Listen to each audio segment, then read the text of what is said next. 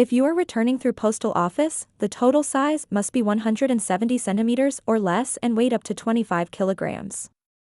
If you're returning through Lawson's convenience shop, the total size must be less than 100 centimeters and weight must be below 25 kilograms. Use the original packaging if possible and ensure the item is well protected during transit. If the product came with any accessories, make sure to include them in the package. Write return ID number and put it into the box. If you have already thrown the Amazon box, you can use any cardboard. Go to the post office and print shipping label with the QR code. If you don't see this machine, give it to the staff, and they will guide you through the process. You can also drop off Amazon return at Lawson store. Firstly, find Loppy machine, scan your QR code by tapping the middle icon.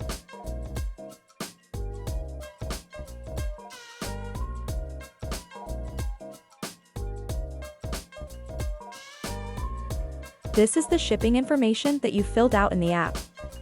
Review and tap print receipt.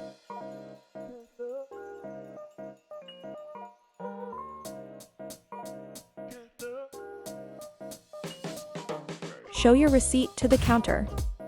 You will get the shipping label and adhesive plastic pocket.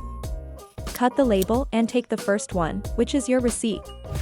Stick the pocket, insert the labels, and hand it to the Lawson staff.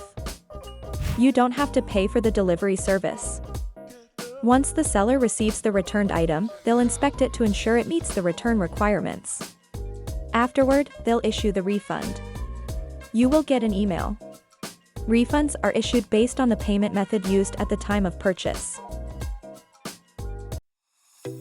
If you found this video helpful, please like and subscribe to our channel.